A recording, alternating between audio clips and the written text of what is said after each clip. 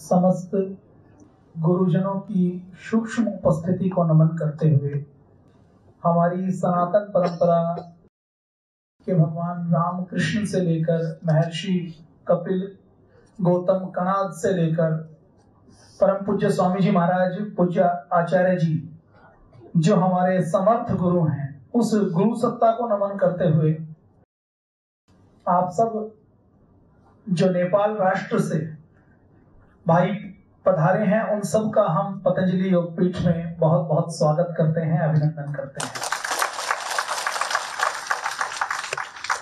आदरणीय भाई लवदेव जी और हमारी पूरी नेपाल की केंद्रीय टीम, नेपाल के राज्य प्रभारियों की टीम, नेपाल के हमारे सारे संगठन, नेपाल के जिले से लेकर हमारी एक एक योग की कक्षा का संचालक, एक एक जिले का पदाधिकारी जो इस मानव सेवा के बड़े काम में लगा हुआ है, उसका भी बहुत बहुत स्वागत और अभिनंदन करते हैं।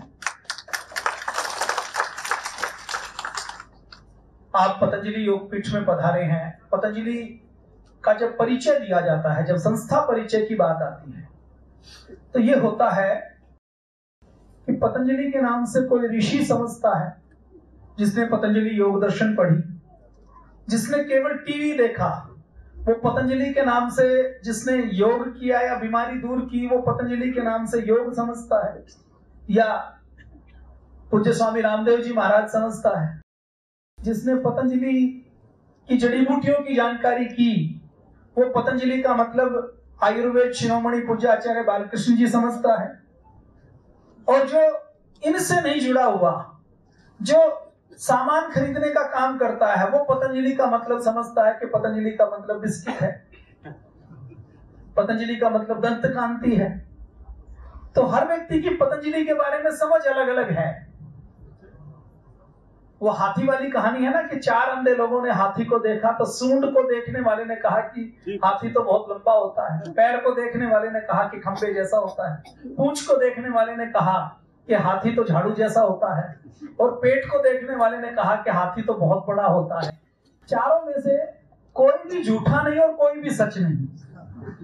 तो ऐसे आग्रह बन जाते हैं, पूर्वाग्रह बन जाते हैं।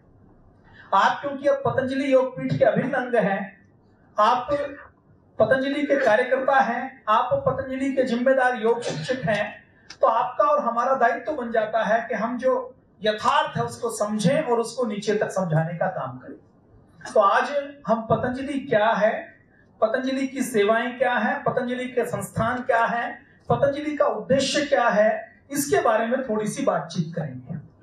देखिए, परम पूज्य स्वामी जी महाराज और पूज्य आचार्य जी दोनों का जन्म जन्मों के तप से ये यात्रा जो कई जन्मों से चली आ रही थी, उस यात्रा के प्रवाह में दोनों महान विभूतियों का इस धरती पर जन्म हुआ। बचपन से ही परम पूज्य स्वामी जी महाराज और पूज्य आचार्य जी का एक उद्देश्य था कि हमें तो लॉर्ड मैकाले की शिक्षा पद्धति से पढ़ना नहीं है। और दोनों का जो जन्म हुआ वो बहुत साधारण परिवार में हुआ, गरीब परिवार, किसान परिवार, सामान्य परिवार, जिसमें कोई गाड़ी नहीं खड़ी, कोई घोड़ा नहीं खड़ा, कोई बहुत ज्यादा संसाधन नहीं, कोई बहुत ज्यादा अनुकूलताएं नहीं। और उस परिस्थिति में कोई सामान्य व्यक्ति हो तो वो कह सकता है कि जी हमारा तो जन्म ही ऐसे परिवेश में हुआ है, तो हम और क्या बड़ा काम कर सकते हैं, हम थोड़ी खेती कर लेंगे, थोड़ी अपनी गुजर बसर कर लेंगे, अपने परिवार को पाल लेंगे। लेकिन परम पूज्य स्वामी जी महाराज और पूज्य आचार्य जी ने कभी छोटा नहीं सोचा। गुरुकुल में गए, गुरुकुल में प्रवेश नहीं मिला, तो घूमते घूमते कई गुरुकुलों में पहुंचे। पूज्य आचार्य जी ने कई गुरुकुलों में शिक्षा अध्ययन किया। फिर पूज्य आचार्य जी और पूज्य स्वामी जी महाराज गुरुकुल खानपुर में पहुंचे। गुरुकुल खानपुर में पूज्य आचार्य प्रदुमन जी महाराज के गुरुकुल में पहुंचे। वहां से दोनों ने शिक्षा की यात्रा प्रारंभ की और गुरुकुल की शिक्षा दीक्षा लेकर वहां से लॉर्ड मैकाले के स्थान पर गुरुकुलीय शिक्षा दीक्षा लेकर, और जो गुरुकुल की शिक्षा दीक्षा थी वो तपस्वी शिक्षा दीक्षा थी। गुरुकुल खानपुर को अभी भी हम देखते हैं तो वहां 3-4 कमरों से ज्यादा नहीं है। उस समय भी उतने ही थे, उतने भी नहीं थे। भोजन बनता नहीं था, बाल्टी पकड़ा दी जाती थी कि गुरुजी का काम तो केवल शिक्षा देने का है, भोजन करना है तो गांव के अंदर चले जाओ, घर घर जाओ, रोटी सब्जी खीर जो मिले उसको 2 बाल्टियों में डालकर ले आओ। दोपहर को गुरुजी भी खाते थे और शिष्य भी खाते थे। आश्रम की सारी व्यवस्थाओं में, गौ सेवा से लेकर सारी व्यवस्थाओं में, साफ सफाई से, वो सब शिष्य करते थे। गुरु का काम केवल शिक्षा देना होता था। तख्त के ऊपर सोते थे, ओढ़ने के लिए रजाई नहीं मिलती थी। ऐसा नहीं कि रजाई हो नहीं सकती थी, घर वाले रजाई दे सकते थे, लेकिन दोनों का संकल्प था कि हमें तो तपस्या करनी है, तो अपनी जो कटी वस्त्र ओढ़ने और बिछाने वाला है उसी कटी वस्त्र से काम चलाते थे। क्यों? क्योंकि तप करना है। गाय का गोबर उठाते थे, गाय को चराने के लिए लेकर जाते थे, गाय का चारा काटते थे। तो ये सेवा करते करते शिक्षा अध्ययन किया, और शिक्षा अध्ययन करके दोनों के मन में एक इच्छा थी कि हमें तो मानव की सेवा का, मोक्ष का कुछ बड़ा काम करना है। उसके बाद प्रारंभिक शिक्षा पूर्ण करने के बाद दोनों और गुरु की खोज में हिमालय, हरिद्वार भी आए। हरिद्वार में जब कोई स्थान ऐसा उपयुक्त नहीं मिला कि जहां से कुछ शिक्षा दीक्षा अलग से प्राप्त हो सके, तो पूज्य आचार्य बलदेव जी महाराज के पास गुरुकुल कालवा में पहुंचे। गुरुकुल कालवा, जिसको पूज्य आचार्य बलदेव जी महाराज चलाते थे, वहां पर ब्रह्मचारियों को शिक्षा दीक्षा दी जाती थी कि हम आपको वेद दर्शन उपनिषद पढ़ाएंगे, आर्ष ग्रंथों की शिक्षा दीक्षा देंगे, और उसके बाद आपको अपना जीवन सेवा में लगाना है। तो वहां पर तप करते हुए वहां पर पूज्य स्वामी जी महाराज और पूज्य आचार्य जी की शिक्षा हुई। और उस शिक्षा के बाद गुरुजी ने कहा कि अब सेवा के काम में जुटो। तो पूज्य स्वामी जी और पूज्य आचार्य जी को ऐसा लगता था, पूज्य आचार्य जी की रुचि बचपन से ही आयुर्वेद के ग्रंथों में थी, जड़ी बूटियों में थी, और बचपन से ही खोज करते रहते थे। पूज्य आचार्य जी ने कई बार बताया कि हमारे पास संसाधन नहीं होते थे, पुस्तक खरीदने का धन नहीं होता था, किसी से पुस्तक मांग कर लेकर आए तो 1 दिन 2 दिन के अंदर पुस्तक मांग कर लेकर आए, और पूरी पुस्तक पढ़ने के बाद उस पुस्तक को वापस देकर आए। पूज्य स्वामी जी महाराज के जीवन में परिवर्तन कैसे हुआ? पूज्य स्वामी जी महाराज का नारनौल जिले में सैद अलीपुर नाम के एक ग्राम में जब बचपन बीता, तो उस ग्राम में एक स्वामी सोमदेव जी आते थे आर्य समाज के। वो हवन के बारे में, वो योग के बारे में, वो सत्यार्थ प्रकाश के बारे में बताते थे। तो पूज्य स्वामी जी महाराज ने उनका भाषण सुना, उनसे उनके विषय में सुना, ईश्वर के स्वरूप के विषय में सुना।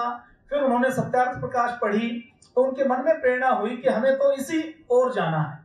अच्छा, जो ग्रामीण हमारा इलाका है उसमें माता पिता को बहुत अधिक समझ नहीं होती कि माता पिता कुछ बता सके। तो स्वामी सोमदेव जी महाराज, जो आर्य समाज के एक सन्यासी थे, उनका आना गांव में हुआ, उनका एक कार्यक्रम हुआ, और उस कार्यक्रम से पूज्य स्वामी जी महाराज का जीवन बदल गया। पहले से संस्कार थे, लेकिन वो संस्कार जागृत हो गए। सत्यार्थ प्रकाश पूज्य स्वामी जी महाराज ने पढ़ी, और गांव के अंदर हवन करने के लिए घी नहीं दिया जाता था कि हवन का मतलब विवाह शादी में हवन करना है। तो टूटा हुआ मटका होता है, टूटा हुआ मटका लेकर उसमें हवन करने का काम पूज्य स्वामी जी महाराज ने किया कि हमें तो ये यज्ञ करने का काम करना है। लोग घर से चोरी करके, घर वालों के बिना पीछे कुछ लेकर कुछ भोग विलास करते हैं। पूज्य स्वामी जी महाराज कहते थे कि हम घर वालों की नजर बचाकर घी लाते थे और उस घी से यज्ञ करने का काम करते थे। तो ऐसे सेवा और तप से होते हुए पूज्य स्वामी जी महाराज, पूज्य आचार्य जी के मन में संस्कार पड़े। तो पूज्य आचार्य बलदेव जी महाराज से शिक्षा दीक्षा ग्रहण करने के बाद पूज्य स्वामी जी और पूज्य आचार्य जी के मन में एक इच्छा उठी कि हमारा जो अंतिम लक्ष्य है, जो हमारे वेद दर्शन उपनिषद कहते हैं कि मनुष्य का जो अंतिम गंतव्य है, वो तो मोक्ष की प्राप्ति है, वो तो ईश्वर की प्राप्ति है। योग दर्शन आप में से किस किसने पढ़ा हुआ है? तो उस योग दर्शन में हमारा अंतिम उद्देश्य क्या है? समाधि की प्राप्ति। तो उस समाधि की प्राप्ति के लिए पूज्य आचार्य जी और पूज्य स्वामी जी महाराज गंगोत्री की गुफाओं में रहे। वो गुफा अभी भी है, पत्तों की सैया के ऊपर दिन में एक समय भोजन करते थे और वहीं गुफा के अंदर साधना करने का काम करते थे। और इस सोच के साथ कि अब तो हमें यहाँ हिमालय की कंदराओं में, गुफाओं में, बर्फ के वातावरण में हमें केवल अपनी साधना करनी है और मोक्ष को प्राप्त करना है। पूज्य स्वामी जी महाराज बचपन से ही योग करते रहे, बचपन से ही योग में रुचि थी, गुरुकुल में योग सिखाया भी जाता था। तो कुछ बीमार व्यक्ति पूज्य स्वामी जी महाराज के पास, पूज्याचार्य जी के पास पहुंचे। उनको जब योग करवाया तो उनको बड़ा अद्भुत लाभ मिला। और जब पूज्य स्वामी जी महाराज तप और साधना कर रहे थे तो उसके बीच में उनको प्रेरणा हुई कि यदि हम इस जीवन का प्रयोग केवल स्वयं के मोक्ष के लिए करते हैं तो ये तो स्वार्थ की बात है। हमें जीवन मिला है, हमें ज्ञान मिला है, और हमारे अंदर यदि ईश्वर ने, प्रभु ने कुछ सामर्थ्य दिया है तो उस सामर्थ्य का प्रयोग हमें किसके लिए करना है? हमें मानवता की सेवा के लिए करना है। तो इस उद्देश्य के साथ पूज्य स्वामी जी और पूज्य आचार्य जी नीचे हरिद्वार में उतर कर आ गए। हरिद्वार में उस समय पूज्य स्वामी जी महाराज का कोई आश्रम नहीं, कोई स्थान नहीं, कोई गुरु की गद्दी नहीं, कहीं कोई ठिकाना नहीं। तो यहाँ पर सेवा करनी प्रारंभ की। यहाँ पर जो चंडी पर्वत के नीचे से लेकर दूसरी चीजों के ऊपर, वहां उन्होंने साफ सफाई का अभियान, सेवा का अभियान, कुछ औषधि वितरण का अभियान शुरू किया। उसके बाद जब पता लगा कि असम के अंदर बड़ी भयंकर बाढ़ आती है तो असम के उदालगुड़ी में लोगों से सहयोग लेकर, जड़ी बूटियां लेकर, जनरल डिब्बे में बैठकर वो असम में जाते थे। असम के उदालगुड़ी से लेकर अभी तक मेरा बहुत बार जाना होता है वहां पर। तो अभी वो व्यक्ति भी हैं जिनके पास पूज्याचार्य जी और पूज्य स्वामी जी महाराज 1992-93 में जाते थे, 94 में जाते थे, 30 साल पहले। और वहां पर लोगों को देखते थे, लोगों को जड़ी बूटी वितरण करते थे। तो ये सेवा का काम प्रारंभ हुआ। इस सेवा के कार्य को करते करते जब दोनों ऊर्जावान युवाओं को यहाँ पर गंगा के किनारे, ये जो हरिद्वार का कनखल का क्षेत्र है, ये कनखल का क्षेत्र दक्ष प्रजापति मंदिर के कारण सबसे सनातन प्राचीन स्थान माना गया है, तीर्थ स्थल माना गया है। तो इस दक्ष मंदिर में के आसपास बहुत से आश्रम बने हुए हैं। ऐसे ही एक आश्रम बना हुआ था, कृपालु देव आश्रम। अब कृपालु देव जी जो आश्रम है उसका इतिहास क्या है? गंगा के किनारे, जिसको आज दिव्य योग मंदिर ट्रस्ट कहा जाता है, जिसको कनखल आश्रम कहा जाता है, आप में से किस किस ने उसको देखा है, कनखल आश्रम को? तो वो जो कनखल आश्रम है उसका पुराना नाम था 1995 से पहले कृपालु देव आश्रम। तो कृपालु देव आश्रम, उसका नाम कैसे पड़ा?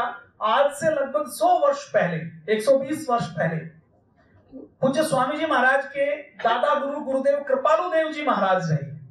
गुरुदेव कृपालु देव जी महाराज ने उस आश्रम की स्थापना की और वहां से बहुत से सेवा कार्यों को प्रारंभ किया, बहुत से सेवा कार्य करने शुरू किए। गुरुदेव कृपालु देव जी महाराज ने वहां पर सेवा का काम शुरू किया, आश्रम स्थापित किया, और वो बहुत क्रांतिकारी महात्मा थे, उसकी भी चर्चा हम करेंगे। तो उनके शिष्य थे पूज्य स्वामी शंकर देव जी महाराज। पूज्य स्वामी शंकर देव जी महाराज जब वृद्ध हो गए, लगभग 1.5 एकड़ में यह आश्रम है, जो छोटा आश्रम है कनखल वाला, वो 1.25 एकड़ में, 1.5 एकड़ का आश्रम है। और उस समय बहुत से लोगों ने आश्रम में किराएदार बनकर कब्जा किया हुआ था। और आश्रम की स्थिति ऐसी थी कि वहां पर सुबह खाना बन जाए तो शाम को खाने की गारंटी नहीं, शाम को मिल जाए तो अगले दिन सुबह की गारंटी नहीं। आश्रम में कोई व्यवस्थाएं नहीं, कोई साधन नहीं। अब जिस आश्रम में कोई साधन व्यवस्थाएं नहीं हो, वहां गुरु को शिष्य मिलना भी मुश्किल हो जाता है। अब गुरु कहे कि तुम काम करो, अपने लिए भी रोटी बना लो और मेरे लिए भी रोटी बना लो। तो पूज्य स्वामी शंकर देव जी महाराज को कोई योग्य सन्यासी, कोई योग्य शिष्य नहीं मिल रहे थे। तो उन्होंने पूज्य स्वामी रामदेव जी महाराज को, पूज्याचार्य जी को देखा, तो उन्होंने उनसे आग्रह किया कि आप लोग आकर इस आश्रम की व्यवस्थाओं को संभालो। आपके पास कोई स्थान नहीं है, आप यहाँ इस स्थान को संभालकर यहाँ पर सेवाएं शुरू करो। तो दिव्य योग उनके बहुत आग्रह करने पर, क्योंकि पूज्य स्वामी जी और पूज्य महाराज जी का तो ऐसा मन था कि हम तो घूमते घूमते पूरे देश में, दुनिया में सेवा करेंगे, किसी एक स्थान से क्यों बंधना। और पूज्य स्वामी जी और पूज्य आचार्य जी की जो पृष्ठभूमि है वो आर्य समाज की पृष्ठभूमि रही। तो बहुत आग्रह पर उन्होंने वहां से सेवा का कार्य शुरू किया। वहां पर उस आश्रम में 20 किराएदार रहते थे, कब्जा किए हुए बैठे थे, कुछ बंदूक वाले पहलवान भी रहते थे। उनसे संघर्ष करते हुए उनसे आश्रम को कब्जा छुड़वाया। उस आश्रम में जहां पर कोई व्यवस्था नहीं थी तो वहां पर सेवा का काम शुरू किया। सेवा का काम शुरू करते हुए जब कुछ लोगों को यहाँ पर योग सिखाया तो उनको बहुत ज्यादा लाभ हुआ कि योग करने से उनका दमा अस्थमा ठीक हो गया, उनकी दूसरी बीमारियां ठीक हो गई। तो लोगों का आना जाना शुरू हो गया आश्रम के अंदर। और पूज्य स्वामी जी और पूज्य आचार्य जी ने यहाँ पर 1995 में पहला आश्रम दिव्य योग मंदिर के नाम से ट्रस्ट स्थापित किया। दिव्य योग मंदिर ट्रस्ट का नाम सुनते हैं ना? तो उसकी स्थापना कब हुई? उसकी स्थापना 1995 में हुई। तो उस ट्रस्ट की स्थापना हुई, वहां से यात्रा शुरू हुई पूज्य स्वामी शंकर देव जी महाराज के पावन सानिध्य में। उस आश्रम में बैठकर पूज्य स्वामी जी महाराज, पूज्य आचार्य जी दोनों योग सिखाने का और आयुर्वेद का काम करते थे। सैकड़ों लोग आते थे, पहले तो 1-2 लोग आते थे, उसके बाद लाइन लगनी शुरू हुई और उसके बाद लाइन ऐसी लगी कि दिव्य योग मंदिर से लाइन लगती थी तो नहर की पूरी पुलिया के ऊपर 1 किलोमीटर लंबी लाइन लग जाती थी। लोग लाइन में लगते थे। पूज्य आचार्य जी, पूज्य स्वामी जी 500 मरीजों को एक दिन में देखते थे, उनको दवा लिखते थे। और केवल दवा लिखना नहीं, अब आयुर्वेद की दवा है, आयुर्वेद की दवा बाहर नहीं मिलेगी तो दवा घोटकर पीसकर बनाने का काम भी करते थे और उनको पुड़िया में बांध कर देते थे।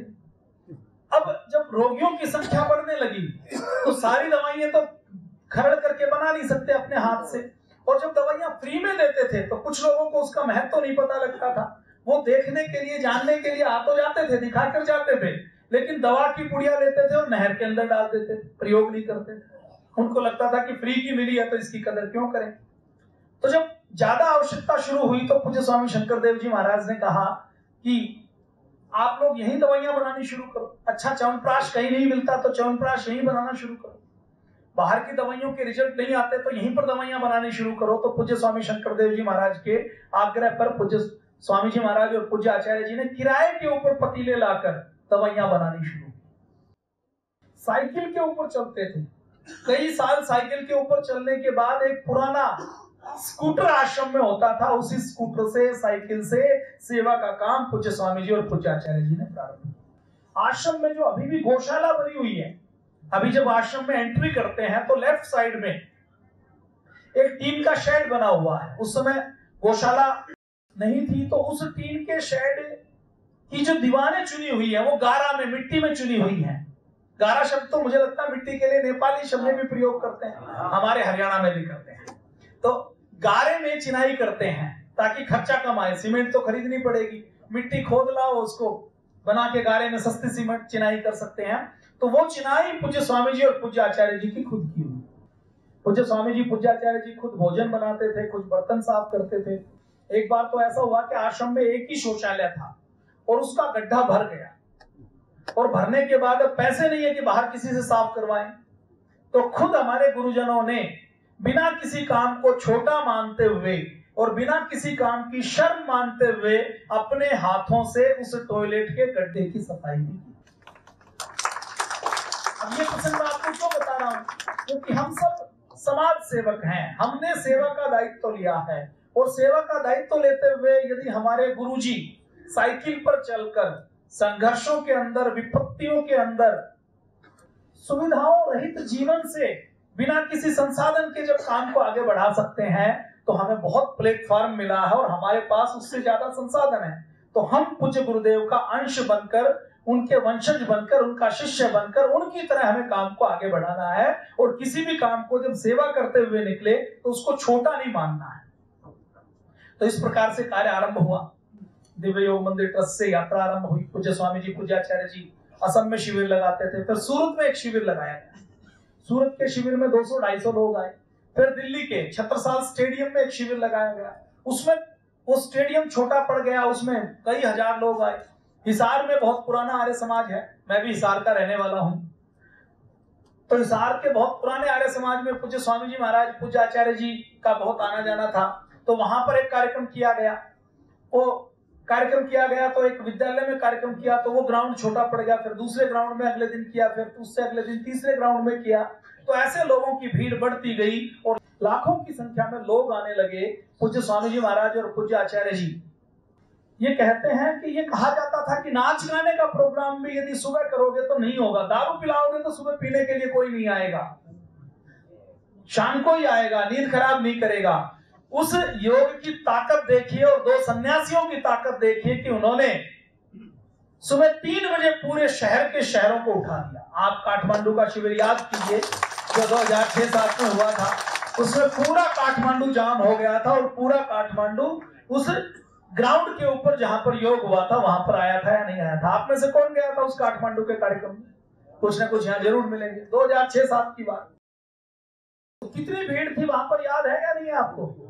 तो ऐसा योग का आंदोलन, योग की क्रांति, योग की अग्नि, योग का यज्ञ ऐसा प्रज्वलित हुआ और ऐसी एक हवा चली, ऐसी एक धारा चली जो पूज्य स्वामी जी महाराज और पूज्य आचार्य जी ने चलाई।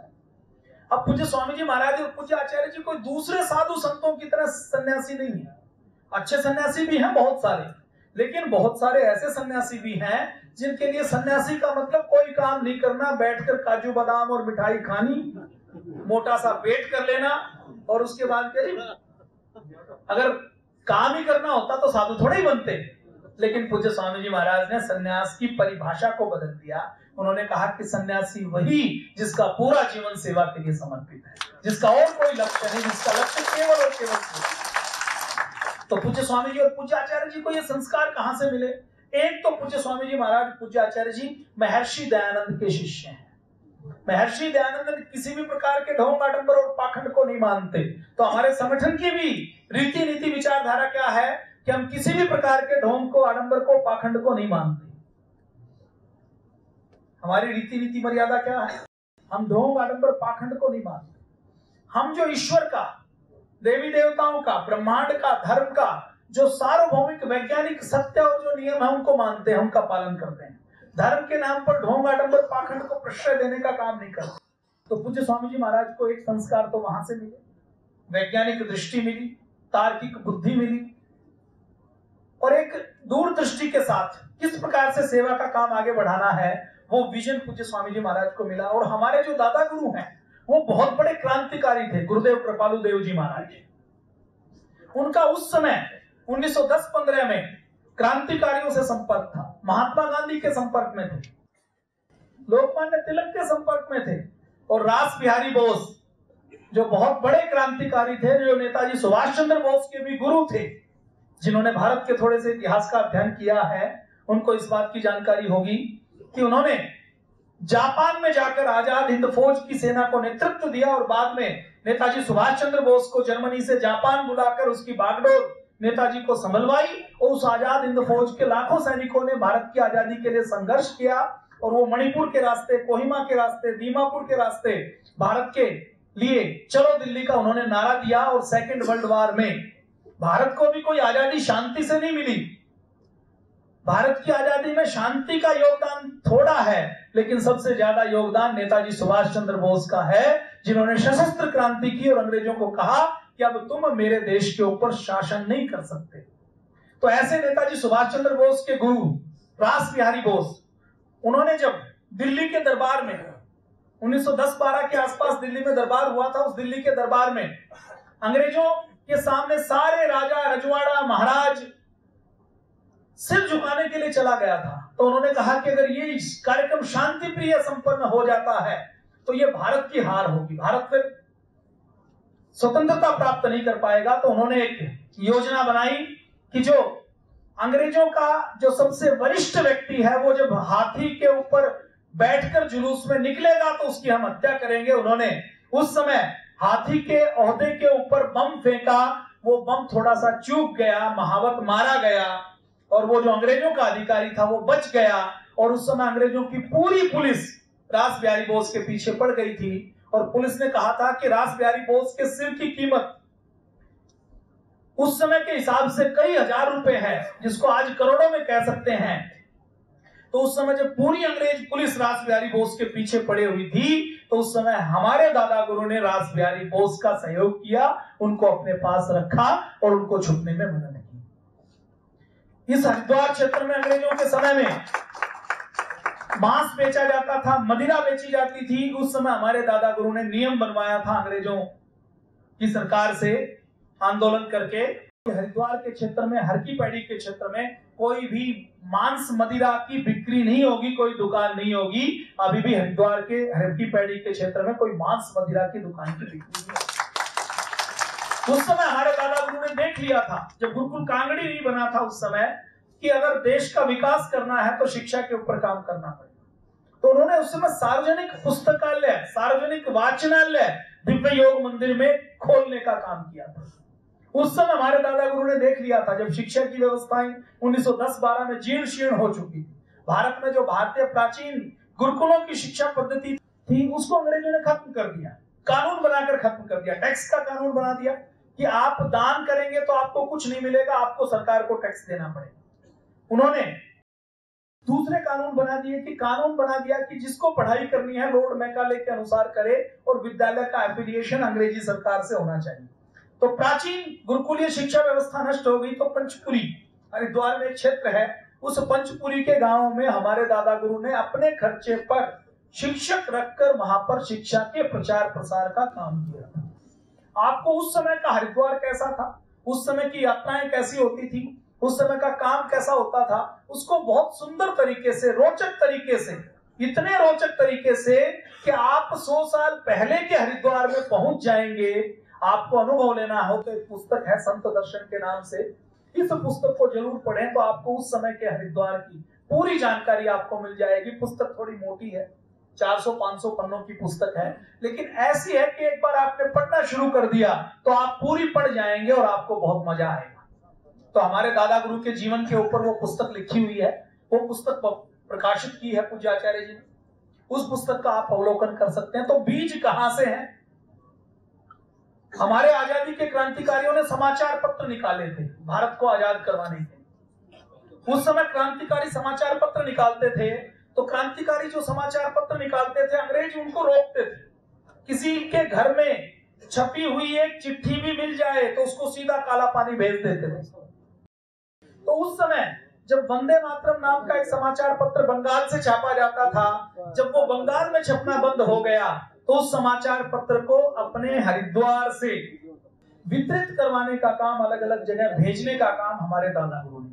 हमारे दादा गुरु ने अपना जीवन सुख सुविधाओं में जीवन नहीं जिया, उन्होंने क्रांति का जीवन जिया और उन्होंने अपने सारे जीवन को दांव पर लगाकर देश और बस मानवता के लिए काम किया। वैसे ही हम गुरु के शिष्य हैं। हमारे पूज्य स्वामी जी महाराज और पूज्य आचार्य जी भी ऐसे ही संघर्ष का जीवन जीते हैं। अभी बहुत से लोग कहते हैं, वो कहते हैं कि स्वामी जी महाराज, आचार्य जी आपने बड़ा आश्रम बना दिया, पूरी दुनिया आपको जानने लग गई, आपने योग की सेवा का बहुत बड़ा काम कर दिया, आयुर्वेद की सेवा का बहुत बड़ा काम कर दिया। अब ये बार बार कभी कोई झंझट हो जाता है, कभी कोई झंझट हो जाता है, आप ये झंझट मोल क्यों लेते हैं, ये पंगे क्यों लेते हैं? चाहे तो पूज्य स्वामी जी और पूज्य आचार्य जी आराम से बैठ जाएं, कोई नया पंगा लेने वाला काम ना करे, कोई कोर्ट से उलझने वाला, सरकार से उलझने वाला, भ्रष्टाचारियों से उलझने वाला, काले धन वालों से उलझने वाला, मल्टीनेशनल कंपनियों से उलझने वाला, फार्मा माफिया से उलझने वाला, एलोपैथी की लॉबी से उलझने वाला कोई काम ना करे और शांति से केवल दूसरे साधु संतों की तरह बैठ जाएं और केवल आशीर्वाद देने का काम करें, तो भी भीड़ कम होगी। लेकिन पूज्य स्वामी जी महाराज फिर बार बार कहते हैं, वो कहते हैं कि मेरे अंदर जो शक्ति भगवान ने दी है और मुझे जो लाखों करोड़ों लोगों का प्रेम मिला है, उस प्रेम का प्रयोग यदि मैं केवल अपने पूजन के लिए करूं तो उस प्रेम का, उस शक्ति का अपमान होगा। मैं अपने अंतिम श्वास तक मानवता के कल्याण के लिए लड़ता रहूंगा।